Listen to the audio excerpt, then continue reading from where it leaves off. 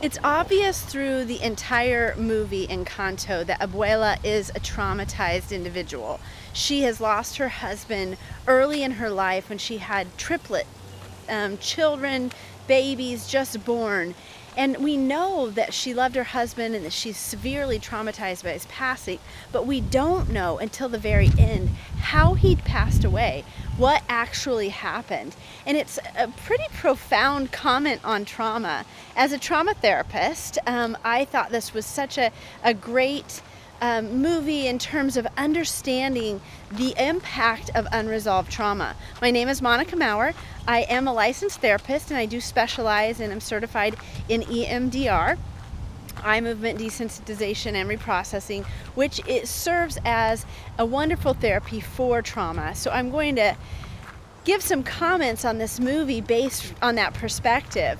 I am also the founder of the Center for Transformation. We exist to help create connection in this lonely and disconnected world where we all live. And this movie, Encanto, was a wonderful just display of what it looks like and what it feels like to be human in families where we want to feel connected, where we love our families. I mean, I remember throughout the movie, different characters continue to say, I just love my family. I want to be a part of this family. Both Maribel and Bruno said, I love my family, even though they weren't treated the best and even though they felt ostracized and alone and disconnected, they still loved their family deeply and wanted to be a part. Yet there was such disconnect in so many different ways and many mixed feelings, many parts of self kind of coming to the surface for each character. And so as we focus on Abuela, we cannot see her apart from her trauma. We know that she desperately wants the magic to stay alive. She wants to show everyone that the magic is still alive.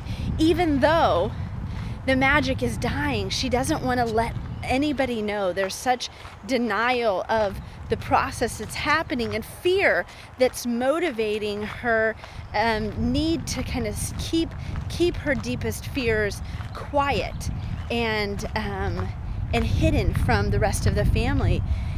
So we see that trauma plays a huge role. Even the fact that the trauma doesn't fully come out until the end of the movie speaks to how trauma is stored in our brains. Trauma is stored in our minds in very confusing and chaotic ways.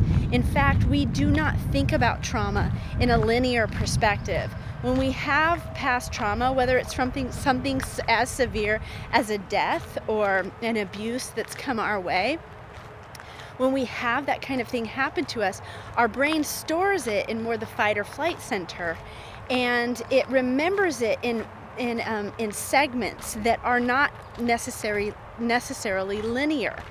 And so when we remember our trauma and we talk about it, when we process it, when we come to a circumstance like Abuela did at the end when Maribel confronts her, when we come to that moment in time, we oftentimes are able to expel the trauma, talk about the trauma, process the trauma, and it ends up eventually coming out in a more linear fashion, and that's how we know it's getting healed. So when I saw at the end of the movie when Abuela kind of recounts the trauma in a way that we see what actually happened with Abuelo and how he passed away, saving and protecting Abuela and the 3 babies, as well as the rest of the community from the men on horseback that came to take them or to try to harm them when they were running from the fire in their town.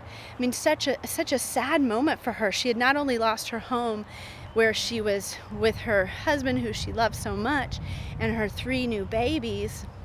She not only lost her home, she also lost the love of her life, her dear husband in that moment, and then was given the miracle of the candle. And so that miracle, the candle that then created this home for her, right, and her entire family, and was a beacon to the community.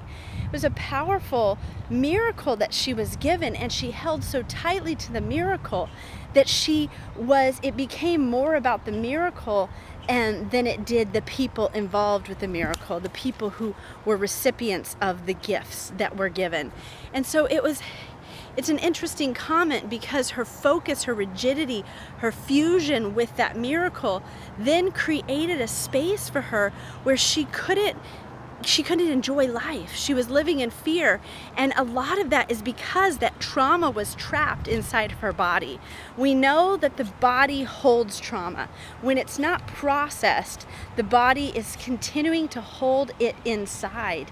And that trauma creates a space where we cannot grow into the person we were created to be, or that we're intended to be in this world. And we really miss out on relationship and whatever we're called, whatever our purpose is, because of the severity of the trauma. So it's important to understand that trauma does not resolve itself. Unless trauma is brought to the surface, talked about, worked through, unless that trauma moves through your body, you will always stay at a place where you are less of who you are really called to be. I'll oftentimes say that's, person who's living in a traumatized space, a space where they've never really resolved their inner traumas, their difficulties in life, that they are half of a person or a shell of a person. They're not living fully alive and fully connected to the person who they truly are. And so that's what trauma does. It limits us when we don't spend the time processing it like needs to be. And so we see that really happening with Abuela, and it really hindering her ability to see things clearly. What happens with unresolved trauma is it causes us to see things through a skewed lens. And we think the lens we're seeing life through is accurate, but it's really like a fear-based perspective, based on the idea that I'm in this fight or flight mode. There's part of me that's really stuck. An interesting concept is that when you have a trauma that you remember from your past, or even if you don't fully remember it, is subconsciously stored in your implicit memory, it impacts your ability to see things from a clear perspective. But what it also does is it remains very present. It remains very as if it happened even yesterday. It's very clear. The memories, the way that you think about that moment in time, feel like they're very bold and right there present with you. I was talking with someone about this the other day, and I said to them, hey, think about something that happened, 6 months ago. And think about how distant that feels to you right now. Now think about your trauma that actually happened 5 years ago. Does that feel nearer to you or further away than the thing that happened 6 months ago? And they said, it feels nearer. That is so bizarre. It's the strangest phenomenon. But what I see oftentimes when people start to resolve their trauma is it feels like it's getting more distant. As we do EMDR, eye movement desensitization, and reprocessing therapy with clients, and their trauma begins to resolve, it begins to be stored in more of a working memory fashion. And it seems less intense, less powerful, and thus maybe more of a dull memory. It doesn't take memories away, but what it does is it stores them more adaptively in our minds so that we aren't living in a fight or flight state like Abuela was through this movie. She could not see things clearly because she had unprocessed trauma.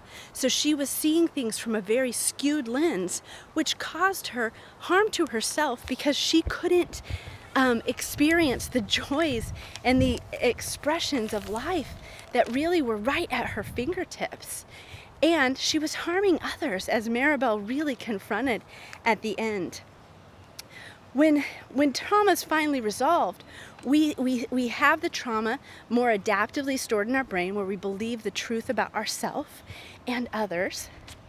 And we are also able to articulate ourselves more clearly and restore the broken relationships, because we're seeing from a more clear lens instead of the pain-clouded belief system or lack of clear lens that we've been seeing things through, because the trauma is blocking our ability to see and and feel and experience life from a healthy perspective. So it's very sad in this movie because so much time was wasted. Years were lost. Bruno, it was so sad. He's been in that little closet with the rats, with the toothbrush and, his little peeping hole where he would see, the family eating meals together because he loved his family. He didn't want to leave them. But he was alone all those years, thinking his own mother didn't want to be around him, his siblings, because of his gift, that he was misunderstood and unknown, and he lost so many years, so much time wasted because of his mother's trauma and her inability to communicate with him effectively based on her fear that was then being projected to the rest of the family, and everyone was seeing things through a skilled and a maladaptive lens. And we see that this brother, the son, this uncle, who at the end there was such a good reconciliatory relationship, such a bond that was reformed. We see that they're loving each other again, but he was beloved, and because of the unprocessed trauma, he was disconnected and not allowed to be a part of the joy of the family. So years of relationship were lost because of this judgment and blame that was really rooted in the way that Abuela was seeing life through a lens of unprocessed trauma. So the lesson of this movie is fabulous, and I'm going to just encourage you to watch my next episode on the 10 things that we can really learn about family and community. The lessons that this movie gives us, even from a mental health perspective, are phenomenal. So just a wonderful movie and wonderful things that we can learn about it. I look forward to seeing you on the next episode.